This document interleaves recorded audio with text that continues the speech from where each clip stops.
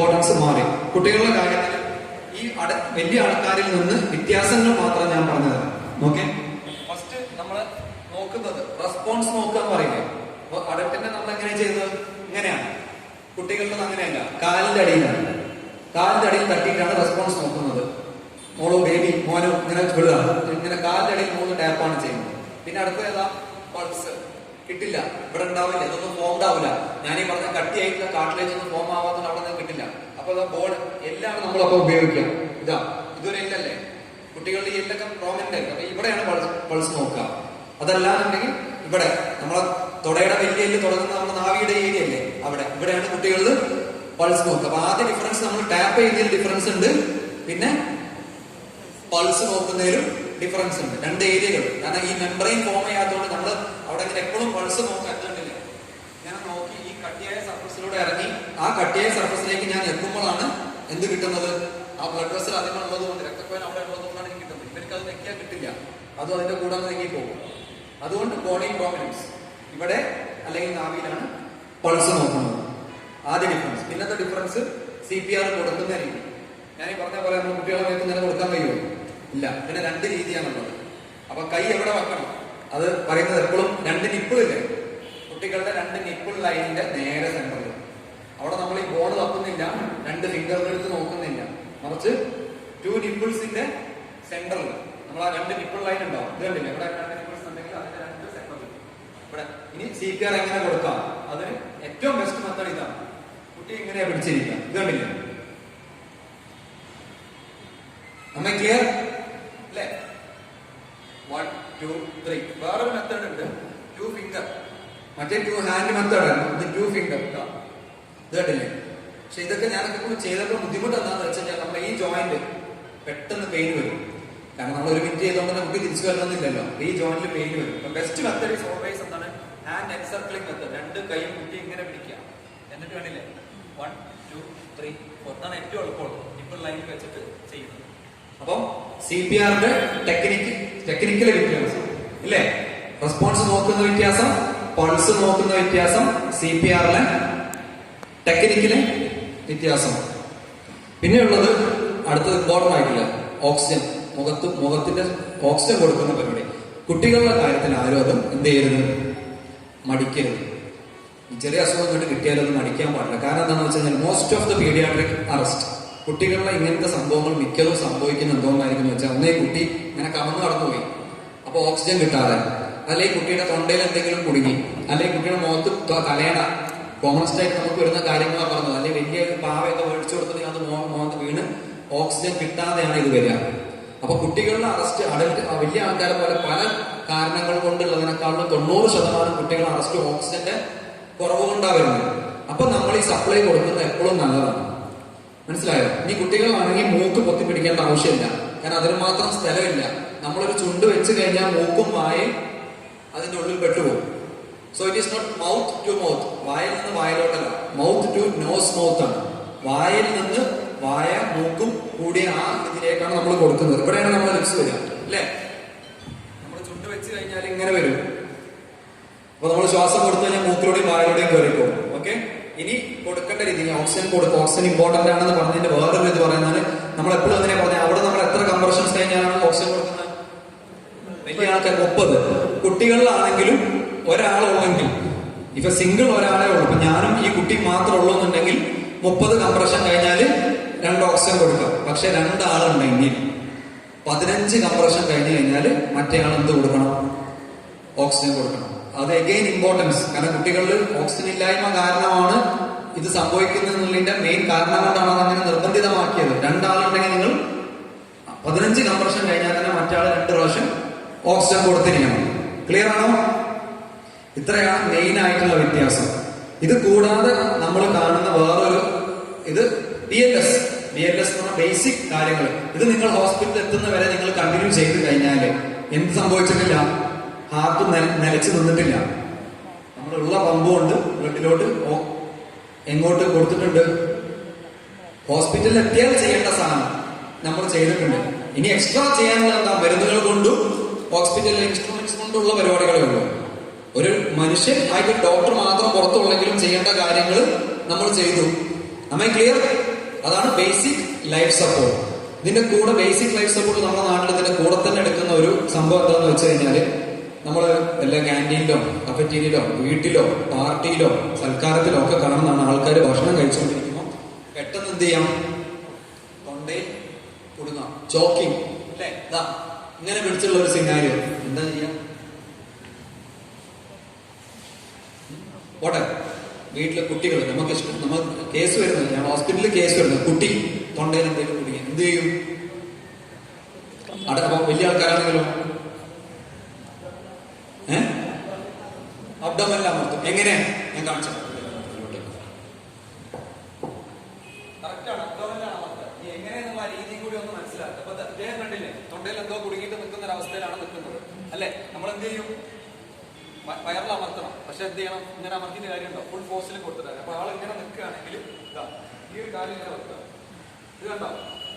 ഇപ്പൊ എന്തായി? സപ്പോർട്ടായി അല്ലേ? ഇത് നോക്കുമ്പോൾ ദേവന് 3 കാലുണ്ടാവും അല്ലെ. ഈ ഒരു സപ്പോർട്ട് ഞാൻ നിർത്തി എന്ന് പറഞ്ഞാൽ പുള്ളിയെ സപ്പോർട്ട് ചെയ്തു. ഇത് ഞാൻ കൈ ഇങ്ങനെ പിടിച്ചു. ഇതാണ് പൊസിഷൻ. ഇങ്ങനെയാണ് നമ്മൾ പിടിക്കേണ്ടത്. ഇനി എവിടെ വെക്കേണ്ടത്? ഞാൻ നേരത്തെ പറഞ്ഞ എല്ലിന്റെയും പുക്കിളിന്റെയും ഇടയിൽ, എല്ലിന്റെയും പുക്കിളിന്റെയും ഇടയിൽ നടുവിൽ കറക്റ്റ് സ്ഥലത്ത്, പുക്കിളിലും അല്ല ഈ എല്ലിലും അല്ല, അതിന്റെ രണ്ടിന്റെ നടുവിലൊരു സ്ഥലത്ത് ഞാൻ കൈ ഇങ്ങനെ വെച്ചു. ഓക്കെ, എന്നിട്ട് ഈ കൈ കൊണ്ട് ഞാൻ എന്ത് ചെയ്യും? കണ്ടോ കണ്ടോ? മനസ്സിലായില്ലേ? ഈ ഇത് കൊടുക്കുക വെച്ചേ. അത് കൊടുക്കുന്നതിന് ഉദ്ദേശം എന്താ? അതെ, ആർട്ടിഫിഷ്യലായി ചുമയുണ്ടാക്കുക അല്ലെ, ചുമപ്പിക്കുക അല്ലെ, പിടിച്ച് നിൽക്കുക. ഇത് എത്ര നേരം ചെയ്യും? എത്ര നേരം? ഒന്നെങ്കിൽ ഇയാള് തുപ്പണം, അതുവരെ ചെയ്യണം. അല്ലെങ്കിൽ ഇയാളെ റെസ്പോൺസ് പോയി പൾസ് പോകുന്നവരെ. അങ്ങനെ പോയാൽ പിന്നെ എന്താ ചെയ്യേണ്ടത്? BLS. മനസ്സിലായോ? ഒന്നെങ്കിൽ ഇയാൾ തുപ്പുന്നവരെ ചെയ്തുകൊണ്ടിരിക്കണം. അതല്ലാന്നുണ്ടെങ്കിൽ ബോധം പോയി കഴിഞ്ഞാൽ നമ്മൾ BLS തന്നെ. ഇനി ഒരാളും ഇല്ല, നമ്മൾ ഒറ്റയ്ക്കാണെങ്കിലോ? അതിനും പറയുന്നുണ്ട്. നമ്മളെ ചെയർ പോലത്തെ സാധനം ഉണ്ടാവില്ലേ? ചെയർ പോലത്തെ സാധനം ഉണ്ടാവില്ല. ആ ചെയർമ നമ്മൾ തന്നെ പിടിച്ചിട്ട് പോയി ഇരിക്കുക ഈ ഭാഗം. മനസ്സിലായോ? ഇതുപോലെ സർഫേസ് കുറച്ച് ഉയരത്തിൽ ഇട്ടുന്നുണ്ടെങ്കിൽ നമ്മൾ അത് പിടിച്ചിട്ട് ഈ ഭാഗം. ബുദ്ധിമുട്ടാണ്, പക്ഷെ എന്തെങ്കിലും ചെയ്യാൻ പറ്റുമെങ്കിൽ അതേ ചെയ്യാൻ പറ്റുള്ളൂ. ഇനി ഈ സംഭവം വലിയ ആൾക്കാരിലോട്ട് നമുക്ക് ഏറ്റവും അധികം കിട്ടുന്നത് കുട്ടികളിലാണ് അല്ലെ. നമ്മളെല്ലാവരും അറിഞ്ഞിരിക്കേണ്ട ഒരു കാര്യമാണ്. ആർക്കും എപ്പോഴും എവിടെയും സംഭവിക്കാവുന്ന ഒരു കാര്യമാണ്. നമുക്ക് ഇഷ്ടം പോലെ കിട്ടുന്ന അവസാനമായിട്ട് ഞങ്ങൾക്ക് വന്ന കേസ് എന്ന് പറഞ്ഞു കഴിഞ്ഞാല്, കുട്ടിക്ക് അനാറ് ജ്യൂസ് അടിച്ചു കൊടുത്തു. അപ്പോ അതിനകത്ത് എനിക്ക് തോന്നുന്നു ഫുൾ അടിച്ച് കാണില്ലായിരുന്നു. കുട്ടിക്ക് ജ്യൂസ് അടിച്ചു കൊടുത്തു. കുട്ടിയെ തൊട്ടില് കിടത്തി. കുറച്ച് കഴിഞ്ഞ് അമ്മ അടുക്കളയിലോട്ട് പോയി. ആരോ നോക്കിയതുകൊണ്ട് കുട്ടി ഇങ്ങനെ അവിടെ കിടന്ന് ഇതാവുന്നു. അപ്പോ നമ്മളെ അടുത്തുള്ളതായതുകൊണ്ട് രക്ഷപ്പെടുത്തും. ഇതിൽ നമ്മൾ ആരുടെയും കഴിവില്ല. ഫസ്റ്റ് ഓഫ് ഓൾ ഇതിൽ ഡോക്ടേഴ്സിന്റെ കഴിവില്ല, വേറെ ആർക്കും ഒരു കഴിവില്ല. ചെയ്യേണ്ട കാര്യങ്ങൾ ആര് ചെയ്താലും രക്ഷപ്പെടും എന്നുള്ളൊരു സംഭവമേ ഉള്ളൂ. പിന്നെ മേളിലൊരാൾ തീരുമാനിച്ചിട്ടുണ്ട്. ഇവരിവിടെ അടുത്തായത് കൊണ്ട് ഇവിടെ എത്തിയപ്പോൾ ഞങ്ങളെടുത്തെത്തിയപ്പോൾ കുട്ടി പൾസൊക്കെ പറ്റ വീക്കാണ്. ലാസ്റ്റ് വന്ന കേസ് ആയതുകൊണ്ട് ഞാൻ ഓർമ്മയിലെടുത്ത് പറയണം. അപ്പൊ ഒന്നും ചെയ്തില്ല. വാട്ട് വി ഡിഡ് വാസ് ഇത്രയും മാത്രം. ആ കുട്ടിയെ നമ്മളിങ്ങനെ കയ്യിലെടുക്കുന്നു. എടുക്കേണ്ട രീതിയിലാണ് ഇമ്പോർട്ടന്റ്. ചെറിയ കുട്ടികളാണ്. ഇത് കണ്ടില്ലേ? ഇത് കണ്ടില്ലേ? ഇങ്ങനെയാണ് നമ്മള് കുട്ടിയെ പിടിക്കുന്നത്. ഓക്കെ, പിടിച്ചിട്ട് നമ്മൾ ഹൈറ്റുള്ള സ്ഥലത്ത് ഇങ്ങനെ ഇരിക്കുക. ഈ ഒരു ഇരുത്തം. ഓക്കെ, എടുതാ കാല് കുറച്ച് ചരിച്ചിട്ട് ഇങ്ങനെ വെച്ചു. ക്ലിയർ അല്ലേ? എല്ലാവരും കാണാലോ അല്ലേ? ഇങ്ങനെ വെച്ചു. നേരത്തെ CPR വർക്കൊന്നും ഉപയോഗിച്ചില്ലേ? അതേപോലെ ഈ കൈ ഉപയോഗിക്കാം. നമ്മൾ 2 നിപ്പിളിന്റെ അളവാണ്. ഇത് കണ്ടോ? CPR കൊടുക്കുന്ന പോലെ നമ്മൾ ഫ്രണ്ടിലോട്ട് തള്ളുക ചെയ്യുന്നത്. 1 2 3 4 5 5 പ്രാവശ്യം. അത് കഴിഞ്ഞാൽ കൈ ഈ വിരലിങ്ങനെ വെച്ചു. ഇവിടെ ഇല്ലില്ല നമുക്ക് കുട്ടികൾക്ക്. ഇവിടെ വെച്ചു. കണ്ടോ? നേരെ കമത്തി. എന്നിട്ട് 2 ഷോൾഡർ ബ്ലേഡ് നമ്മളെ ഇല്ല് അതിന്റെ നടുവിൽ 1 2 3 4 5. Again 1. ഇത് എനിക്ക് തോന്നുന്നത് 2-3 സൈക്കിൾ ചെയ്യേണ്ടി വന്നു. അപ്പോഴാണ് ഞങ്ങൾ അറിഞ്ഞത് എന്താന്നുള്ളത്. നമ്മൾ ആ ചുവന്ന ഗുരു അനാന്ത ഗുരു ഫുള്ള് കുട്ടിക്കിട്ട് പുറത്തോട്ട് തൊപ്പി 2 മിനിറ്റ് ഓക്സിജൻ കൊടുത്തു. 1 മണിക്കൂർ ഒബ്സർവേഷൻ വെച്ചു. എക്സ്റേ എടുത്ത് കുട്ടിയെ വീട്ടിൽ വിട്ടു. എന്ന് പറഞ്ഞാൽ ഇത് എന്റെ ക്രെഡിറ്റ് അല്ല, ആ വീട്ടുകാരെ ക്രെഡിറ്റ് അല്ല. ആ സമയം അവർ കുറെ ദൂരമുള്ളവരാണെങ്കിൽ അവരിപ്പോ നമ്മളെ KMCT എത്തിയിട്ടും കാര്യമില്ല, ഏത് ഹോസ്പിറ്റലിൽ എത്തിയിട്ടൊന്നും കാര്യമില്ല, പോകാനുള്ളത് പോയിരിക്കും. പക്ഷെ ആ വീട്ടുകാർ ഇത് വീട്ടിൽ നിന്ന് ചെയ്തിരുന്നെങ്കിൽ ഇത് ഹോസ്പിറ്റൽ പ്രൊസീജിയർ ആണോ? ഇത് ചെയ്യാൻ ഡോക്ടറാണോ? വേണ്ട. പക്ഷെ ഇത് എന്റെ ഒരു ഓർമ്മയെന്ന് ഞാൻ എടുത്ത് പറയുകയാണെങ്കിൽ എന്റെ കുട്ടിക്കാലത്ത് ഓക്കെ, എന്റെ സിസ്റ്റർ പെങ്ങള്, അന്ന് ചെറിയ പെങ്ങള് തൊണ്ടയില് മിഠായി കുടുങ്ങി. അന്ന് മദറിന്റെ വീട്ടിലാണ്, നിലമ്പൂര് മദറിന്റെ വീട്ടിലാണ്. അപ്പൊ ഈ സാധനം എന്റെ ഗ്രാൻഡ് മദർ ചെയ്യുന്നത് ഞാൻ കണ്ടിട്ടുണ്ട്. ഏത്? ഈ ഇരുത്തൊന്നുമില്ല, പക്ഷെ ഇങ്ങനെ ഇവിടെ അടിച്ചിട്ടുമില്ല, കമത്തി വെച്ചിട്ട് ഈ പറഞ്ഞ അതേ പൊസിഷനിൽ ഇങ്ങനെ ചെരിച്ച് വെച്ച് അടിക്കുന്നത് ഞാൻ എന്റെ ഇത് പഠിച്ചപ്പോ എനിക്ക് ഓർമ്മ വന്നതാണ്. ഏത്? ഫ്രണ്ടിലും ബാക്കിലും അടിക്കുന്നില്ലെങ്കിൽ ഇങ്ങനെ കമത്തി വെച്ച് പുറത്ത് അടിച്ചു. ബാക്കി എല്ലാവരും കരച്ചിലായിരുന്നു, എല്ലാവരും പേടിച്ചു. ഞങ്ങളൊക്കെ എല്ലാവരും പേടിക്കുമല്ലോ, കുട്ടിയുടെ പെങ്ങളുടെ കളറൊക്കെ മാറുന്നു, എല്ലാവരും പേടിക്കുന്നു. പക്ഷെ ഗ്രാൻഡ് മദർ എന്തായി? അപ്പോഴാണ് ആക്റ്റീവ് ആയത്. പ്രായമുള്ള ആള് അപ്പോഴാണ് എന്തായത്, അതുവരെ ഇങ്ങനെ മുന്നിലിരിക്കുന്ന ആൾ അപ്പൊ ആക്റ്റീവ് ആവുകയും ഈ സാധനം ചെയ്യുകയും കുട്ടി പെങ്ങൾ എന്ത് ചെയ്തു? ആ മിഠായി ഇത്രയും പോകുന്നത്, എനിക്കിപ്പോഴും ആ മിഠായിയുടെ കളർ പോലെ ഓറഞ്ച് കളർ സാധനം പുറത്തോട്ട് തെറിച്ചൊക്കെ പോകുന്നത് നമ്മളെ ഒരു മെമ്മറീസ് ആണല്ലോ, ആ സാധനം പുറത്ത് തെറിച്ചു പോകുന്നു. അപ്പൊ ഇത് നമ്മൾ കണ്ടുപിടിച്ചതല്ല. ഏത്? പുതിയതായിട്ട് അമേരിക്കക്കാരോ ബ്രിട്ടീഷുകാരോ ആരും കണ്ടുപിടിച്ചല്ല. എന്റെ ഗ്രാൻഡ് മദർ 5ാം ക്ലാസ് വരെ പോയിട്ടുള്ളതാണ് എന്റെ ഓർമ്മ, അവരെവിടെയും പഠിച്ചതുമല്ല. അപ്പൊ ഇത് കാലങ്ങളായിട്ടുള്ളതാണ്. പക്ഷെ ഇപ്പൊ കുറച്ചുകൂടി സയന്റിഫിക് ആയിട്ട് അതിനെ നമ്മൾ പഠിപ്പിക്കുന്നു. കാരണം പല സാധനങ്ങളും പോയല്ലോ, പാരമ്പര്യമായിട്ട് നമുക്ക് കിട്ടുന്ന പല സാധനങ്ങളും പുതുതലമുറയ്ക്ക് ഇല്ല. ഇല്ലെങ്കിൽ തന്നെ ഗ്രാൻഡ് മദറിന്റെ മദറിനെ പഠിപ്പിക്കണമായിരുന്നു, എന്റെ മദർ എന്നെ പഠിപ്പിക്കണം, അങ്ങനെ വരേണ്ട സാധനമല്ലേ ഇത്. അത് എല്ലായിടത്തും അത് ഉണ്ടാവുന്നില്ല. സിറ്റുവേഷൻ വന്നില്ലെങ്കിലേ പഠിപ്പിക്കാൻ പറ്റുമോ? ഇല്ല. അപ്പൊ അങ്ങനെ ഒരു സാഹചര്യം വന്നപ്പോ നമ്മൾ എന്താവുന്നു, ഇതൊരു സ്കൂളിൽ പഠിപ്പിക്കുന്ന പോലെയുള്ള ഒരു സാധനമാവുന്നു, പഠിപ്പിക്കുന്നു. അപ്പൊ ഈ സാധനം നിങ്ങൾ വീട്ടിലുള്ളവരെ പഠിപ്പിക്കേണ്ടതാണ്. എനിക്കിതറിയാം എന്ന് പറഞ്ഞുകൊണ്ട് കാര്യമില്ല, കുട്ടിയുടെ വായ കൊടുക്കുന്നോണ്ട് ഞാൻ ഉണ്ടാവണമെന്നില്ല. മനസ്സിലായില്ലേ? അപ്പൊ BLS എന്ന് പറഞ്ഞാൽ ഞാൻ എപ്പോഴും ഡോക്ടേഴ്സിനെയും സ്റ്റാഫിനെയും ഒക്കെ പഠിപ്പിക്കുമ്പോൾ ഞാൻ പറയാറുള്ള ഒരു കാര്യം എന്താണെന്ന് വെച്ച് കഴിഞ്ഞാൽ, this is not something that you people should learn and ഞാൻ BLS ട്രെയിനറാണ് എന്ന് പറഞ്ഞ് നടക്കാനുള്ളതാണ്. You should teach others. എല്ലാവർക്കും പറഞ്ഞു കൊടുക്കണം. ആള് ഭേദമില്ലാതെ എല്ലാവരെയും പറഞ്ഞു കൊടുത്തിട്ട്, ഞാൻ നേരത്തെ പറഞ്ഞ പോലെ പനി വന്ന പാരസെറ്റമോൾ ഞാൻ ആദ്യം പോയി കടയിൽ പോയി മേടിക്കുന്നു പറഞ്ഞ പോലെ നമ്മൾ ഉള്ളിലുണ്ടാവണം. ഒരാൾ ബോധം കെട്ട് കൊടുക്കുന്ന 3 സാധനം നോക്കണം, ഇല്ലാതെ എഫക്റ്റീവായിട്ട് CPR കൊടുക്കണം എന്നുള്ള ഐഡിയ നമ്മുടെ മനസ്സിലുണ്ടാവണം. Am I clear? ചുരുക്കം സമയമല്ലല്ലേ, 1 മണിക്കൂർ എടുത്തു. ഇതിന്റെ ഉള്ളിൽ ഞാൻ എഫക്റ്റീവായിട്ട് പറഞ്ഞു തന്ന കാര്യങ്ങൾ വളരെ കുറച്ച്, ബേസിക്കിന്റെ ബേസിക്കാണ് ഞാൻ പറഞ്ഞു തന്നത്. നിങ്ങൾക്ക് എന്തെങ്കിലും ഒരു മാറ്റം വന്നിട്ടില്ലേ? ഇന്ന് വരെയുള്ള കൺസെപ്റ്റിൽ നിന്ന് ചെറിയൊരു മാറ്റം വന്നിട്ടില്ലേ? ഇത്രേ ഞാൻ ഉദ്ദേശിക്കുന്നുള്ളൂ അല്ലെ? മാറ്റമില്ലാത്തതായിട്ട് ഒന്നേ ഉള്ളൂ. എന്താണ് മാറ്റമില്ലാത്തതായിട്ട് ഒന്നേ ഉള്ളൂ? എന്താണ് മാറ്റം? ആര് പറഞ്ഞതാണ്? തമിഴും തെലുങ്ക് സിനിമകളൊക്കെ ഭയങ്കരമായിട്ട് യൂസ് ചെയ്യുന്ന ഒരു സാധനം. അവരത് 2 ഇടി ഇടിക്കും, പിന്നെ മറ്റേ സാധനം കൊണ്ടുവരും, ചോക്കം കൊടുക്കും, ആള് ചാടി എണീക്കും. ഇതൊന്നും അല്ല, അതിന് അതിൻ്റെതായ ഒരു രീതിയുണ്ട്. ആ രീതിയിൽ ഭയങ്കര ഇമ്പോർട്ടൻസ് ആണ്. അതിന് ഞാനത് മനസ്സിലാവാൻ വേണ്ടിയിട്ട്, ആ രീതിയുടെ ഇമ്പോർട്ടൻസ് മനസ്സിലാവാൻ വേണ്ടിയിട്ട് എന്തിനാണ് നമ്മളത് കൊടുക്കുന്നതെന്ന് ഞാൻ പറഞ്ഞു തരാം. ഹാർട്ട് അല്ലെ, ഹൃദയം, ശരീരത്തിന്റെ ഇടതേ ഭാഗത്തായിട്ട് നമ്മളിങ്ങനെ തൊട്ട് കാണിക്കുന്ന സാധനം ഈ ഹൃദയം അല്ലേ? ഈ ഹൃദയം നിൽക്കുന്നത് 2 എല്ലുകളുടെ ഇടയിലാണ്. ബേസിക്കലി പറയുകയാണെങ്കിൽ നമ്മൾ പ്രഷർ കൊടുത്താൽ ഒന്നേതാ? ബാക്കിലുള്ള നട്ടല്, പിന്നെ ഇവിടെ ഉള്ളത് വാരിയല്ലുകൾ. അപ്പൊ 2 ഹാർട്ട് സർഫസിന്റെ എന്തുണ്ട്? നമുക്ക് സപ്പോർട്ട് ഉണ്ട്. ഹാർട്ട് എന്ന് പറഞ്ഞ സാധനം നിൽക്കുന്ന സ്ഥലത്തിന്. ക്ലിയർ അല്ലേ? ഈ ഹാർട്ട് ഈ പറഞ്ഞ പോലെ റെസ്പോൺസ് ഇല്ല, പൾസ് ഇല്ല, ബ്രീത്തിങ് ഇല്ല എന്ന് പറഞ്ഞ സിറ്റുവേഷനിൽ ഈ ഹാർട്ടിന് എന്താ സംഭവിക്കുന്നത്? ഇങ്ങനെയാണല്ലോ ഹാർട്ട് അല്ലേ?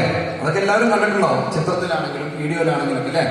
ഇങ്ങനെയാണ് ഹാർട്ട് എന്ത് ചെയ്തുകൊണ്ടിരിക്കുന്നത്. 1 മിനിറ്റിൽ 72 to 92 96 വരെ ഇങ്ങനെ അടിച്ചുകൊണ്ടിരിക്കുന്നു അല്ലെ?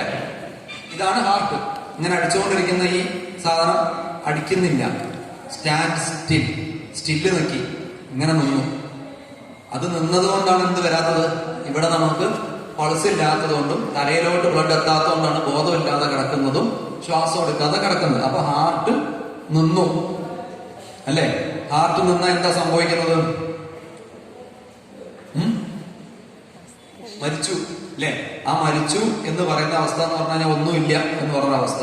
ആ അവസ്ഥയിലേക്ക് ഇനി നമുക്ക് രണ്ട് എല്ലിന്റെ കൂടെ രണ്ട് ഹാർഡ് സർഫസിന്റെ ഇടയിലാണ്, രണ്ട് കട്ടിയായ സാധനങ്ങളുടെ ഇടയിലാണ് ഹാർട്ട് കിടക്കുന്നത്. അപ്പൊ നമുക്ക് രണ്ട് സൈഡിൽ പിടിച്ച് പ്രഷർ കൊടുക്കേണ്ട ആവശ്യമില്ല.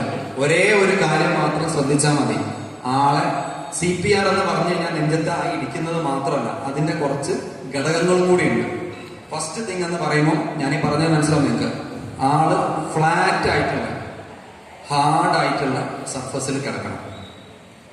മനസ്സിലായോ? പരന്ന് ഫ്ലാറ്റ് ആയിട്ടുള്ള നല്ല കട്ടിയായിട്ടുള്ള സർഫസിലാണ് ആള് കിടക്കേണ്ടത്. ഏറ്റവും നല്ലത് ഏതാണ്? തറയിലാണ് അല്ലെ? കാരണം ബെഡോ കട്ടിയമേലൊക്കെ ആണെങ്കിൽ ചിലപ്പോൾ സ്പ്രിംഗ് ഒക്കെ ഇതൊക്കെ ആണെങ്കിൽ ഇങ്ങനെ ഇങ്ങനെ കുലുങ്ങിക്കൊണ്ടിരിക്കും, ഹാർഡാവില്ല. നമ്മൾ ചെയ്യുന്നത് എഫക്റ്റീവ് ആവില്ല. നമുക്ക് ഇപ്പൊ നമ്മളിങ്ങനെ മേളിൽ പ്രഷർ കൊടുക്കുമ്പോൾ അതിങ്ങനെ നിൽക്കുന്നതിനനുസരിച്ച് അതേ ആ മൂവ്മെന്റേ കിട്ടുള്ളൂ. ഈ മൂവ്മെന്റ് നമുക്ക് കിട്ടില്ല. സോ ഫസ്റ്റ് CPR കൊടുക്കാൻ ഏറ്റവും നല്ലത് എവിടെയാണ്? തറയിലാണ്. അല്ലെങ്കിൽ തറ പോലെ ഫ്ലാറ്റ് ആയിട്ട് ഹാർഡ് ആയിട്ടുള്ള സർഫസിലാണ് ആള് കിടക്കേണ്ടത്. Am I clear? ക്ലിയർ അല്ലേ? First thing. ഇനി രണ്ടാമത്തത്, നമ്മൾ എവിടെ വെക്കണം കൈ? കൈ എവിടെ വെക്കണം CPR കൊടുക്കാൻ? നെഞ്ഞത്ത് അല്ലെ? നെഞ്ഞെന്ന് പറയുമ്പോൾ വലിയൊരു മൈതാനമാണ്, സെന്ററിൽ. അപ്പൊ അതിന് എല്ലാവർക്കും തെറ്റാതിരിക്കാൻ ഞാൻ ഒരു കാര്യം പറഞ്ഞുതരാം. നമ്മളെ ഈ നടുവിലെല്ലില്ലേ, നടുവിലെ എല്ല് ഇങ്ങനെ ആ എല്ലിലൂടെ ഇങ്ങനെ വിരൽ ഓടിച്ച് വന്നു കഴിഞ്ഞാൽ ഒരു ടിപ്പ്, എല്ല് തീരുന്ന അവിടെ വീണ് പോകും അല്ലെ? വിരല് വീണ് പോകും. ആ ഡിപ്പിന്ന് 2 ഫിംഗർ എബോ. ഇതിപ്പോ ഞാൻ കണ്ടില്ലേ, ഇങ്ങനെ കൈ ഓടിച്ച് വന്നു ആ എല്ലിന്റെ പൊസിഷൻ തീർന്നു. ഇവിടെ ഡിപ്പാണ്. നമ്മളെ വായ സാധാ ഭാഷ പറഞ്ഞാൽ നമ്മൾ വയറ് സ്റ്റാർട്ട് ചെയ്യുന്ന ഭാഗം അല്ലെ, ആ ഡിപ്പ് വന്നു അല്ലെ? അവിടുന്ന് നമ്മൾ എന്ത് ചെയ്യും? 2 ഫിംഗർ ഇങ്ങനെ വെക്കും. 2 വിരലുകൾ ഇങ്ങനെ വെച്ചിട്ട് അവിടുന്ന് ഇങ്ങനെ 2 വിരൽ വെച്ചു. ഓക്കെ? ആ 2 വിരൽ വെച്ചിട്ട് അതിന്റെ ഇവിടെ നമ്മളെ ഡോമിനന്റ് ഹാൻഡ് എന്ന് പറയും. ഞാൻ വലതേ കൈനാണ് ഇടതേ കൈ അങ്ങനെ ഉണ്ടല്ലോ. ആ ഡോമിനന്റ് ഹാൻഡിന്റെ ഈ ഒരു ഭാഗം ഇതാണ് വെക്കേണ്ടത്. ഇങ്ങനെ വെച്ചിട്ട് ഈ ഭാഗമാണ് ഞാൻ വെക്കുന്നത് എവിടെയാണ്? ഹാർട്ട് ഇടതാവെന്ന് പറഞ്ഞിട്ട് ഞാൻ ഇടതേ ഭാഗത്തല്ല വെക്കുന്നത്. ഞാൻ ഈ നടുവിലുള്ള എല്ലുമ്മല് കുറച്ചൊന്ന് ഇടതോടായിട്ട്. Am I clear? ഓക്കെ, ഞാൻ ഇങ്ങനെ വെച്ച് കഴിഞ്ഞാൽ പിന്നെ സപ്പോർട്ട് വേണം. സപ്പോർട്ടിന് വേണ്ടി ഞാൻ എന്ത് ചെയ്യും? നോൺ ഡോമിനന്റ് ഹാൻഡ് എടുത്തു. കേട്ടോ? So this is the poster. ഇങ്ങനെയാണ് നമ്മൾ കൈ പിടിക്കേണ്ടത്. മനസ്സിലായില്ലേ? ഇതാണ് ഇവിടെ വെച്ചാണ് നമ്മൾ പമ്പ് ചെയ്യാൻ പോകുന്നത്. ഇതിന് സപ്പോർട്ടായിട്ട് നമ്മൾ ഇങ്ങനെ പിടിച്ചു. ക്ലിയർ അല്ലേ? എന്നിട്ട് ഞാൻ ഈ പറഞ്ഞ 2 ഫിംഗർ എടുത്ത സ്ഥലത്തിന്റെ മേളിൽ ഞാൻ ഈ കൈ ഇങ്ങനെ വെച്ചു. ഓക്കെ? ഇനി ഹോസ്പിറ്റലിലാവട്ടെ എല്ലാവരും നമ്മൾ കാണുന്ന ഒരു സാധനമാണ്. ഞാൻ ICU കയറി ചെല്ലുമ്പോൾ സിസ്റ്റേഴ്സ് പറയും, സാറ് എവിടെയായിരുന്നു? അരമണിക്കൂറായിട്ട് ഞാൻ CPR എടുത്തോണ്ടിരിക്കുകയാണെന്ന് പറയും. അപ്പൊ തന്നെ നമ്മൾ പണ്ട് സിനിമയിൽ പറഞ്ഞ ഒരു എടുത്ത് കൊടുക്കാൻ തോന്നും. അരമണിക്കൂർ പോയിട്ട് 1 മിനിറ്റ് പോലും യഥാർത്ഥ പ്രോപ്പർ CPR കൊടുത്തു കഴിഞ്ഞാൽ ഒരു മനുഷ്യന് ചെയ്യാൻ പറ്റില്ല. യഥാർത്ഥത്തിൽ CPR കൊടുത്തു കഴിഞ്ഞാൽ 1 മിനിറ്റ് കൂടുതൽ ഒരാൾക്ക് ചെയ്യാൻ പറ്റില്ല. അപ്പോഴാണ് സിസ്റ്റർമാർ പറയുന്നത്, ഞാൻ സാറെ കഴിഞ്ഞ സാറ് ഇത്ര ലേറ്റ്, അരമണിക്കൂറായിട്ട് ഞങ്ങളിത് ചെയ്തുകൊണ്ടിരിക്കുകയാണെന്ന് പറയും. വെൽ ഡൺ എന്ന് പറയാനുള്ള ഒരു കാര്യമില്ല. മനസ്സിലായി? കാരണം അവര് ചെയ്യുന്ന ചപ്പാത്തിയൊക്കെ പരട്ടൂല വീട്ടില്. ആ സാധനം വെച്ചിട്ട് ആർക്കും എത്ര നേരം വേണമെങ്കിലും ചെയ്യാം. അതല്ല നമുക്ക് വേണ്ടത്. അപ്പൊ ഞാൻ ഈ പറഞ്ഞ പൊസിഷനിൽ ഹാൻഡ് വെച്ചിട്ട് കണ്ടോ, I should follow over the patient. ഞാൻ രോഗിയുടെ മേളിലോട്ട് വീണു എന്ന് പറഞ്ഞാൽ അത് കണ്ടില്ലേ, ഞാൻ വീണു, ഞാൻ രോഗിയുടെ മേളിലോട്ട് വീണു. അപ്പൊ തന്നെ എന്തായി? എന്റെ ബോഡി വെയിറ്റ് കൊണ്ട് എനിക്ക് പ്രഷർ കിട്ടി, കുറെ എഫക്ട് കിട്ടി. എനിക്ക് ഇങ്ങനെ തള്ളണ്ട ആ ഒരു വീഴ്ച തന്നെ എനിക്ക് കിട്ടി എന്ന് പറഞ്ഞാൽ എന്റെ കൈ കണ്ടോ സ്ട്രെയിറ്റ് ആണ്. ഈ ഒരു സ്ട്രെയിറ്റ് ലൈൻ മെയിൻറ്റൈൻഡ് ആണ് എപ്പോഴും. കണ്ടില്ലേ? സ്ട്രെയിറ്റ് ലൈൻ എന്ന് പറഞ്ഞാൽ എന്റെ ഷോൾഡറിനാണ് എന്ത് വരുന്നത്? പവർ വരുന്നത്. എന്റെ ബോഡിയുടെ വെയിറ്റ് ആണ് ഞാൻ യൂസ് ചെയ്യുന്നത്. ഞാൻ എക്സ്ട്രാ കൈയിന്റെ പവർ ഒന്നും യൂസ് ചെയ്യുന്നില്ല. ഈ ബോഡി വെയിറ്റ് യൂസ് ചെയ്യുന്നതിനുള്ള ഗുണം എന്താ? ഇത് ആർക്കും ചെയ്യാം. അല്ലേ പറയല ഇതൊക്കെ ഭയങ്കര ശക്തിയുള്ള ആൾക്കാർ ചെയ്തു പോകേണ്ട സാധനമാണ്, നമുക്കൊന്നും പറ്റുന്ന കാര്യമില്ല എന്ന് പറയേണ്ട ഒരു ആവശ്യം ഇവിടെ വരുന്നില്ല. കാരണം we are using our body weight. അതാണ് ഞാൻ പറഞ്ഞത്. അപ്പൊ അതിനാണ് ഏറ്റവും ബെസ്റ്റ് സ്ഥലം തറ എന്ന് പറഞ്ഞത്. കാരണം നമുക്ക് ഇതുപോലെ ടേബിളിൽ കുറച്ച് ഹൈറ്റ് കുറഞ്ഞ ആളാണെങ്കിൽ ഈ ഇത് നടക്കില്ല, ഈ ഫാളിംഗ് ഓവർ നടക്കില്ല. അപ്പൊ തറയിലാണെങ്കിൽ നമ്മൾ മുൻകൂട്ടി കഴിഞ്ഞാൽ ആർക്കായാലും ഈ ഒരു ഇത് കിട്ടും. ഓക്കെ? അപ്പം നെക്സ്റ്റ് എവിടെ കൈ വെക്കേണ്ടതെന്ന് പറഞ്ഞു, എങ്ങനെ കൈ വെക്കണം എന്ന് പറഞ്ഞു. നെക്സ്റ്റ് കൈ വെച്ച് കഴിഞ്ഞാൽ എന്തുകൊണ്ടാണ് പവർ കൊടുക്കേണ്ടത്? So power is from shoulders using our body weight. നമ്മൾ ഫിസിക്സിലൊക്കെ പറയുന്ന പോലെ ലിവറായിട്ട് ഈ കൈയാണ് ആക്ട് ചെയ്യുന്നത്. പിന്നെ അടുത്ത ശ്രദ്ധിക്കേണ്ട, ഒരിക്കൽ പോലും ഇത് ചെയ്യുമ്പോൾ മുട്ട് മടങ്ങരുത്. മുട്ട് മടങ്ങാൻ പാടില്ല. നമ്മളിതാ ഇത് തന്നെ വീണു. ഇനി കണ്ടില്ലേ, ദിസ് ഈസ് ദ CPR. ഇതാണ് CPR. ഇനി ഈ ചെയ്യുന്നതിന്റെ എത്ര താഴ്ത്തണം എന്നുള്ളത്, നമ്മൾ അടിക്കുന്നത് എത്ര ആവണം എന്നുള്ളൊരു കണക്കുണ്ട് അല്ലെ. ഈ ബുക്സ് ഒക്കെ എഴുതി മിക്കവാറും സായിപ്പായതുകൊണ്ട് അവര് പറയുന്നത് it's 2 inches 5 centimeter എന്നൊക്കെ. നമ്മളെ നാട്ടിലെ സാധാ പാവ അപ്പച്ചന്മാരെ 2 inch 5 centimeter ഒക്കെ താത്തി കഴിഞ്ഞാൽ പിന്നെ സിനിമാ പോസ്റ്റർ പറിച്ചെടുക്കുന്ന പോലെ നമ്മൾ പറിച്ചെടുക്കേണ്ടി വരും. കാരണം അത്രേ ഉണ്ടാവുള്ളൂ ഈ ഏരിയ. നമ്മൾ ഇടിച്ച് 5 centimeter താത്തി കഴിഞ്ഞാൽ വേറൊന്നും ഉണ്ടാവില്ല ചെയ്യാൻ. അപ്പൊ യഥാർത്ഥത്തിൽ നമ്മളെ സിനാരിയൊക്കെ നമുക്ക് പറ്റുന്ന കണക്ക് ഏതാണെന്ന് വെച്ചാൽ 1/3, 1/3 ഇതിന്റെ ഇതാണല്ലോ നമ്മൾ ഉള്ളതിലോ അതിന്റെ 1/3 താഴ്ന്ന രീതിയിൽ നമ്മൾ ചെയ്താൽ മതി. മനസ്സിലായില്ലേ? അതിനകത്ത് എക്സാംസ് ഒക്കെ എഴുതുന്ന പിള്ളേർക്കൊക്കെ ചോദിച്ചു കഴിഞ്ഞാൽ ബുക്സ് പ്രകാരം ഇറ്റ് ഈസ് 2 inches 5 centimeter എന്നൊക്കെയാണ്. എല്ലാ ഇന്റർനാഷണൽ എക്സാംസും വിദേശത്തൊക്കെ ബോർഡ് എക്സാംസ് ഒക്കെ ചോദിച്ചു കഴിഞ്ഞാൽ അതിന്റെ ആൻസർ 2 inches 5 centimeter എന്നാണ്. പക്ഷെ ടു ബി മോർ പ്രാക്ടിക്കൽ എപ്പോഴും നമ്മൾ പറയാം 1/3 of the AP diameter, anterior posterior, ഈ ഭാഗത്തിന്റെ ഡയമീറ്ററിന്റെ 1/3 കൺവേർഷൻ കിട്ടിയാൽ മതി. ക്ലിയർ അല്ലേ? ഓക്കെ. 1/3 കംപ്രഷൻ ആണ് നമ്മൾ ഉദ്ദേശിക്കുന്നത്. ഇനി അടുത്തത്, അപ്പൊ 1/3 കംപ്രഷൻ വരുമ്പോ ഹാർട്ട് ഇങ്ങനെയായി അല്ലെ, ഇങ്ങനെയായി.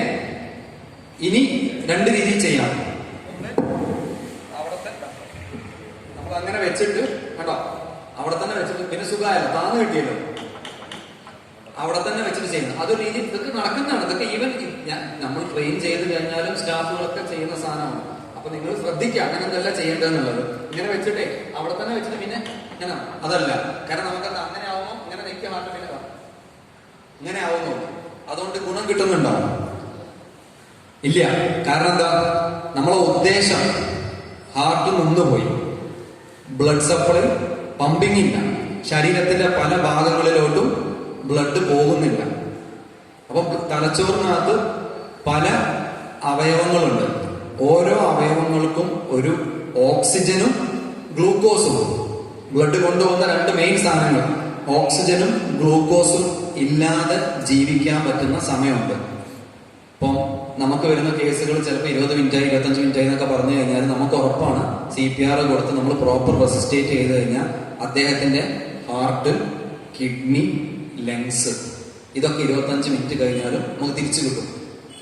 വർക്കിംഗ് കണ്ടീഷനിലാവും. പക്ഷെ ഒരു സംഭവം, കാരണം അതിനൊക്കെ ലൈഫ് പീരീഡ് അത്രയുണ്ട്. പിന്നെ പൊക്കിയെടുക്കാന്ന് പറയും, നമ്മൾ സാധാ ഭാഷയിൽ നമുക്ക് പൊക്കിയെടുക്കാൻ പറ്റും. പക്ഷെ ബ്രെയിൻ, തലച്ചോറിലെ ന്യൂറോൺസ്, സെൽസ്, ഒരു ഹെൽത്തി ഇൻഡിവിജ്വലിന് നമ്മളെ ക്ലൈമറ്റിൽ മാക്സിമം 6 to 10 മിനിറ്റ്സ്, നല്ല ആരോഗ്യവാനാണെങ്കിൽ 6 to 10 മിനിറ്റ്സ്, 10 മിനിറ്റ് കൂടുതൽ ഈ ബ്ലഡ് ഇല്ലാതെ, എന്ന് പറഞ്ഞാൽ ബ്ലഡ് അല്ല, ഓക്സിജനും ഗ്ലൂക്കോസും ഇല്ലാതെ എന്ത് പറ്റില്ല, നിലനിൽക്കാൻ പറ്റൂല, മരിച്ചു പോകും. ആളല്ല, ബ്രെയിനിലെ ഓരോ സെൽസും, ലക്ഷക്കണക്കിനുള്ള സെൽസുകളിൽ ഓരോന്നോരോന്നായി മരിച്ചു പോകും. ഈ മരിച്ചു പോകുന്നത് ഇറിവേഴ്സിബിൾ ആണ്. എന്ന് പറഞ്ഞാൽ തിരിച്ചു വരാൻ പറ്റില്ല. ഒരിക്കൽ പോയാൽ തിരിച്ച് കിട്ടൂല. മനസ്സിലായില്ല? പിന്നെ നമ്മൾ എന്ത് ചെയ്തിട്ടും കാര്യമില്ല. അപ്പൊ അത് ആ ബ്രെയിനിലെ സെൽസിന് എന്ത് കിട്ടണം? ഈ ബ്ലഡ് കിട്ടിക്കൊണ്ടിരിക്കണം. അപ്പൊ അത് നമ്മൾ ഇങ്ങനെയുള്ള സാധനം, ഇതിനകത്ത് കുറച്ച് ബ്ലഡ് ഉണ്ടാവുമല്ലോ, അത് നമുക്ക് പമ്പ് ചെയ്യണം. പിന്നെ അതാ ഇങ്ങനെ ഇങ്ങനെ ഇങ്ങനെ ആക്കിയ പമ്പിങ്ങും പിന്നെ ബ്ലഡ് തന്നെ വരുമോ? ഇല്ല. അവിടെ നിങ്ങൾ അതിന്റെ മെക്കാനിസം മനസ്സിലാക്കി എളുപ്പമാണ്. നമ്മൾ ഇങ്ങനെ ഞെക്കി പിന്നെ അതങ്ങ് തുറന്നപ്പോ എന്താ, ഒരു നെഗറ്റീവ് പ്രഷർ അല്ലെ, ഒരു വാക്വം ക്രിയേറ്റ് ചെയ്തു. ആ വാക്വം എന്തെയും ബാക്കിയുള്ള പെരിഫറിയിൽ, ബാക്കിയുള്ള രക്തക്കൊയലുകളിൽ നിന്ന് രക്തത്തെ സക്ക് ചെയ്തെടുക്കും, ഉള്ളിലേക്ക് വലിച്ചെടുക്കും. അപ്പൊ പിന്നെ നമ്മൾ ഇങ്ങനെ വിടണം അല്ലെ, ഫുള്ളായിട്ട് വിട്ടാൽ മാത്രമേ എന്ത് ചെയ്യുള്ളൂ, ആ ഒരു നെഗറ്റീവ് പമ്പ് വന്നിട്ട് ഹാർട്ടിലേക്ക് വീണ്ടും രക്തം കയറുള്ളൂ. ആ രക്തത്തെ പിന്നെ നമ്മൾ എന്ത് ചെയ്യണം? പമ്പ് ചെയ്യണം. ഇവിടെ 2 കാര്യങ്ങൾ. ഞാൻ ആദ്യം പറഞ്ഞ ഫ്ലാറ്റ് സർഫസ്, ആ ഫ്ലാറ്റ് സർഫസിന്റെ ഇമ്പോർട്ടൻസ് ആണ്. നമ്മൾ പരന്ന സ്ഥലത്ത് കടത്തിയാൽ മാത്രമേ ഇങ്ങനെ പമ്പ് ചെയ്യുന്ന സാധനം എങ്ങോട്ടെത്തുള്ളൂ. ഇങ്ങനെ വെച്ച് കടത്തിയാല് നമ്മൾ പമ്പ് ചെയ്യുന്ന തലച്ചോറിലുള്ള ആവശ്യമുള്ള രീതിയിൽ എത്തും ഇല്ല. ഫ്ലാറ്റ് സർഫസ് വേണമെങ്കിൽ ഇങ്ങനെ വെച്ച് ചെയ്യാം. പക്ഷെ അങ്ങനെ വെച്ച് ചെയ്യുമ്പോൾ എന്താ, CPRന്റെ എഫക്റ്റീവ്നെസ് കുറയും. തലച്ചോറാണ് നമ്മുടെ മെയിൻ ഉദ്ദേശം. അപ്പൊ അതിന് ഏറ്റവും നല്ലത് വരുന്ന ഡൗട്ടുകൾ ഞാൻ അങ്ങോട്ടേ പറഞ്ഞുതരാണ്. എന്നാ പിന്നെ ഇങ്ങനെ ചരിച്ചു കിടത്തിയ പോലെ സ്ഥലം അപ്പൊ കുറച്ചും കൂടി ബ്ലഡ് തലച്ചോറിലോട്ട് പോകില്ലേ. അപ്പൊ എന്താ നമ്മളെ CPR എഫക്റ്റീവ്നെസ് പോകും, സ്ലൈഡ് ചെയ്ത് പോകും. അപ്പൊ ഫ്ലാറ്റ് സർഫേസിന്റെ ഉദ്ദേശം അതാണ്. പിന്നെ ഞാൻ ഈ പറഞ്ഞു തന്ന CPR അടുത്തതായ രീതി റീകോയിൽ എന്നാണ്, തിരിച്ചു വരുന്നത്. അതിന്റെ എഫക്റ്റീവ്നെസ് ആണ് ഇപ്പൊ ഞാൻ ഈ പറഞ്ഞത്. നിങ്ങൾ ഇങ്ങനെ അടിക്കരുത്, ഇങ്ങനെ തന്നെ സംഭവിക്കണം. അപ്പൊ അതിനെന്ത് ചെയ്യണം? ഏറ്റവും ബെസ്റ്റ് ഈസ് റീകോയിലിംഗ് ആണ്. കണ്ടില്ലേ, ഞാൻ ഇങ്ങനെ ചെയ്തു എന്ന് പറഞ്ഞു. എന്നിട്ട് ഏറ്റവും ഫുൾ റീകോയിൽ എന്ന് പറഞ്ഞാൽ എന്താ? ഇതാണ് അല്ലെ, ഇതാണ് ഏറ്റവും അല്ലെ. അപ്പൊ ഫുള്ള് പമ്പ് ഇങ്ങനെ വന്നു, താത്തി ഇങ്ങനെ വന്നു, പമ്പ് ചെയ്തു. അപ്പൊ ഏറ്റവും ബെസ്റ്റ് വേ എന്ന് പറഞ്ഞാൽ ഇതാണ് അല്ലെ. പക്ഷെ അവിടെ എന്താ, ഞാൻ ഓരോ പ്രാവശ്യവും ശരീരത്തിൽ നിന്ന് കൈയെടുക്കുമ്പോ ഒരു ഫ്രാക്ഷൻ ഓഫ് എ സെക്കൻഡ്, ഒരു സെക്കൻഡിന്റെ ഒരു ഭാഗം നഷ്ടപ്പെടുകയാണ് ഇല്ലേ. ആ കൈ എടുക്കുന്ന സമയം ഒരു സെക്കൻഡ് പോകണം. അങ്ങനെ ഞാൻ 3-4 മിനിറ്റ് ചെയ്യണമെങ്കിൽ ഒരു 2-3 സെക്കൻഡ് പോവാണ്. CPRന്റെ എഫക്റ്റീവ്നെസ് കുറയാണ്. അപ്പൊ നമ്മൾ യഥാർത്ഥത്തിൽ എന്താണ് കറക്റ്റ് ആയിട്ട് ചെയ്യുന്നത്? കൈ ശരീരത്തിന് എടുക്കുന്നില്ല, പക്ഷെ ഫുൾ ആയിട്ട് വേണ്ടോ ക്ലിയർ ആയോ ഇല്ലേ? എന്ന് പറഞ്ഞാൽ ഫുള്ള് തിരിച്ചു വരാനുള്ള സമയം നമ്മൾ കൊടുക്കണം, താഴ്ത്തണം. ഇങ്ങനെ ഒരു മിനിറ്റിൽ എത്ര അടിക്കണം?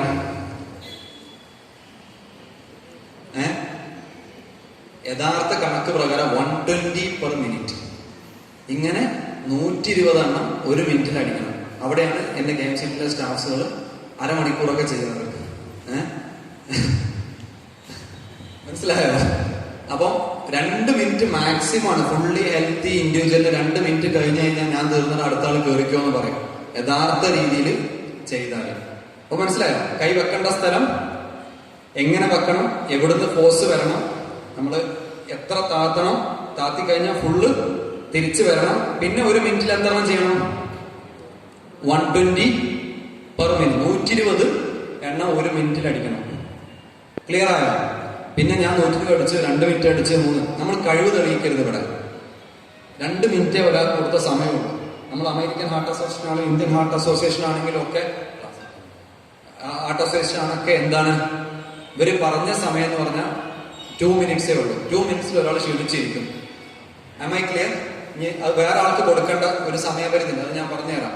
പിന്നെ ഇതിനകത്തുള്ള ഒരു സംഭവമാണ് എന്ത്, നമ്മള് വായ കൊണ്ട് ശ്വാസം കൊടുക്കുന്നത് അല്ലേ. വായ കൊണ്ട് ശ്വാസം കൊടുക്കുന്ന പരിപാടി. അപ്പൊ വായ കൊണ്ട് ശ്വാസം കൊടുക്കുന്ന പരിപാടിയിൽ നമ്മളെ സൊസൈറ്റി, നമ്മളെ കൾച്ചർ, പ്രത്യേകിച്ച് വീട്ടിലുള്ള ആൾക്കാരൊക്കെ ആണെങ്കിൽ നമ്മൾ ചെയ്യും അല്ലെ. നമ്മൾ പുറത്ത് ഒരാളെ കണ്ടു കഴിഞ്ഞാൽ, പ്രത്യേകിച്ച് ഇപ്പൊ കൊറോണയും കൂടി വന്നോടെ CPR ഒക്കെ 1 മീറ്റർ അപ്പുറത്ത് കൊടുക്കാൻ പറ്റുന്ന മെഷീനെല്ലാം ഉണ്ടെങ്കിൽ എന്നാണ് ഇപ്പൊ ആൾക്കാർ ആഗ്രഹിച്ചുകൊണ്ടിരിക്കുന്നത്. അപ്പൊ ആ ഒരു അവസ്ഥയിൽ മൗത്ത് ടു മൗത്ത്, വായ കൊണ്ടുള്ള ശ്വാസം കൊടുക്കൽ ആൾക്കാർക്ക് എപ്പോഴും എന്താണ്, ഒരു മടിയുള്ള കാര്യം തന്നെയാണ്. അപ്പൊ നിങ്ങൾ അത് ചെയ്യണ്ട.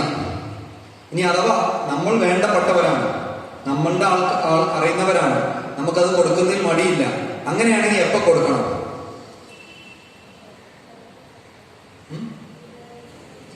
30 കംപ്രഷൻ ഇങ്ങനെ ചെയ്യുമല്ലോ. അപ്പൊ കൗണ്ട് എടുത്താൽ ചെയ്യാം. 1 2 3 4 5 അങ്ങനെ 30 കംപ്രഷൻ ആവുമ്പോൾ എനിക്ക് എന്ത് ചെയ്യാം? കൊടുക്കേണ്ടത് രീതി, കൊടുക്കുകയാണെങ്കിൽ രീതിക്ക് കൊടുക്കണം. അപ്പൊ നമ്മൾ മൂക്കടച്ച് പിടിക്കുക, അതെന്നാ, ഇല്ലെങ്കിൽ വായക്കൂടെ കൊടുക്കുന്ന മൂക്കൂടെ പുറത്തോട്ട് വരും അല്ലെ. എന്നിട്ട് നമ്മൾ ഇങ്ങനെ, ഞാൻ ശ്വാസം കൊടുക്കാൻ പോകണം,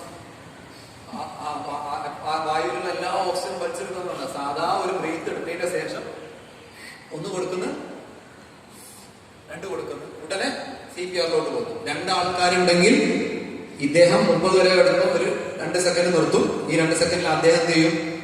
ഈ പറഞ്ഞ പോലെ ബ്രീത്ത് കൊടുക്കും. ഓക്കെ, 30 കംപ്രഷൻസ് കഴിഞ്ഞ് കഴിഞ്ഞാൽ നമ്മൾ 2 ബ്രീത്ത് കൊടുക്കും. നമ്മ ക്ലിയർ അല്ലേ? ഓക്കെ. അപ്പം ഇനി ഞാൻ പറഞ്ഞു, ഈ CPR കൊടുക്കുന്ന ആൾക്ക് ഇപ്പൊ 2 ആളുണ്ടെങ്കിൽ എപ്പം മാറണം എന്നുള്ളത്, ഒന്നെങ്കിൽ 2 മിനിറ്റില്, അതല്ലെങ്കിൽ 30:2ന്റെ 5 സൈക്കിൾ. 30:2 5 പ്രാവശ്യം നടന്നു കഴിഞ്ഞാൽ എന്ത് ചെയ്യാം? CPR കൊടുക്കുന്ന ആൾ മാറാം. അതല്ലാന്നുണ്ടെങ്കിൽ അയാൾ ക്ഷീണിച്ചാൽ. പക്ഷെ ഇതിലേതാണോ ആദ്യം അപ്പോഴാണ് മാറേണ്ടത്. മനസ്സിലായോ? എന്ന് പറഞ്ഞാൽ ഇയാൾ ക്ഷീണിക്കുന്നവരെ മുന്നോട്ട് പോവല്ല. 2 മിനിറ്റ് ആയിട്ട് ക്ഷീണിച്ചിട്ടില്ലെങ്കിൽ 2 മിനിറ്റ് മാറണം. അപ്പോൾ എഫക്റ്റീവ് CPR, വെറും CPR അല്ല നമുക്ക് വേണ്ടത്, എഫക്റ്റീവ് കാര്യം നടക്കണം, എഫക്റ്റീവ് CPR ആണ്. അപ്പം ഒന്നെങ്കിൽ 2 മിനിറ്റിൽ മാറണം, അല്ലെങ്കിൽ 30:2ന്റെ 5 സൈക്കിൾ. ഇനി അതല്ല 2 മിനിറ്റിന്റെ മുമ്പ് ഇയാൾ ക്ഷീണിച്ചാൽ അപ്പോഴും മാറണം. CPR കൊടുക്കുന്ന ആൾക്കാർ മാറിക്കൊണ്ടിരിക്കുന്നത് 2 ആൾക്കാരുള്ള കാര്യമാണ്. ഒരാളാണെന്നുണ്ടെങ്കിൽ നമുക്ക് ചെയ്യാവുന്ന നമ്മൾ ചെയ്തു കൊടുത്തുകൊണ്ടേയിരിക്കണം. ക്ലിയർ അല്ലേ? CPR ആര് ചോദിച്ചാൽ എപ്പോഴും ചോദിച്ചാൽ ഇതിങ്ങനെ കൊടുത്തോണ്ടിരിക്കുക വെച്ചാൽ നിങ്ങൾ ക്ഷീണിച്ചാൽ നിങ്ങൾ മാറി അടുത്ത ആളെ ഏൽപ്പിക്കണം. അല്ലെങ്കിൽ 2 ഓക്സിജൻ കൊടുക്കുന്ന 30 മുതൽ 5 പ്രാവശ്യം ചെയ്തു കഴിഞ്ഞാൽ അപ്പം മാറാം, അല്ലെങ്കിൽ 2 മിനിറ്റ് കൊണ്ട് മാറാം. ക്ലിയർ അല്ലേ? ഓക്കെ. അത് ഇനി ഇതിൽ നിന്ന് ചെറിയ ഒരു വ്യത്യസ്തമായ രീതി കുട്ടികളിൽ ഏറ്റവും ഇമ്പോർട്ടന്റ് ആയിട്ടുള്ളത് കുട്ടികളിൽ, ഓക്കെ, അഡൽട്ടിന്റെ വലിയ ആൾക്കാരുടെ കാര്യത്തിൽ ഞാനൊരു കാര്യം പറഞ്ഞു. എന്ത്? നിങ്ങൾ ശ്വാസം കൊടുത്താലും റെസ്പോണ്ട് ചെയ്യുന്ന ചേട്ടാ ചേച്ചി അതുകൊണ്ട് കാര്യമില്ലല്ലോ. നമ്മൾ എന്ത് ചെയ്യണം? ഇത് തന്നെയാണ് മെത്തേഡ്. ഇതിൽ ഒരു തെറ്റും വരുന്നില്ല. ആരെങ്കിലും എന്താ ചെയ്യുന്നത്? 2 ഷോൾഡർ അല്ലേ, ഈ 2 ബോൺ, ഈ എല്ലാവരും ഉള്ളതല്ലേ ഇല്ലേ? ഈ 2 ബോണിന്റെ എവിടെ നമ്മളിതാ ഇങ്ങനെ വെച്ചിട്ട് ചേട്ടാ ചേച്ചി 3 ടാപ്സ് 3 പ്രാവശ്യം നമ്മൾ എന്ത് ചെയ്യുന്നു? ടാപ്പ് ചെയ്ത് വിളിക്കുന്നു. 3 പ്രാവശ്യം.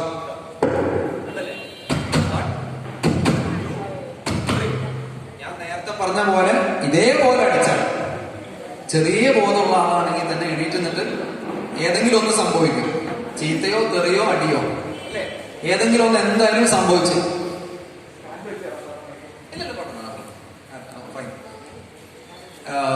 ഇത് അല്ലേ സംഭവിച്ചിരിക്കും. അമേ ക്ലിയർ? അപ്പൊ റെസ്പോണ്ട് നോക്കുന്ന കാര്യം റെഡിയായി. പിന്നെ നമ്മളെ സംബന്ധിച്ചിടത്തോളം നേരെ നോക്കരുത്. ഇപ്പൊ 2 പേരുണ്ട്. ഇപ്പൊ ഞാനും ഇദ്ദേഹം ഉണ്ട് കേട്ടോ, ദേവൻ പുള്ളി നോക്കുക. അപ്പൊ ഞാനിങ്ങനെ നോക്കിയിട്ട് എടാ എനിക്ക് കിട്ടുന്നില്ല, എനിക്ക് നോക്കി അതില്ല, എനിക്ക് കിട്ടിയിട്ടില്ല എന്നുണ്ടെങ്കിൽ എന്താ? ഇല്ല, അത്രയേ ഉള്ളൂ. അപ്പം നോക്കുന്നത് ഇങ്ങനെയാണ്. ഞാൻ നേരത്തെ പറഞ്ഞ പോലെ ഇതായിരിക്കും പ്രോമിനൻസ്. ഞാൻ ഇങ്ങനെ വന്നിട്ട് ആ പൾസ് കിട്ടുന്ന സ്ഥലം കണ്ടു, എന്നിട്ട് ഞാൻ ഇങ്ങനെയാ നോക്കുക. ഇങ്ങനെ 5 സെക്കൻഡോ 10 സെക്കൻഡോ ഞാൻ ഇങ്ങനെയാ നോക്കുക. അതിനകത്തിനാ ഞാൻ അങ്ങനെ നോക്കുന്നത്. അതെന്തിനാ?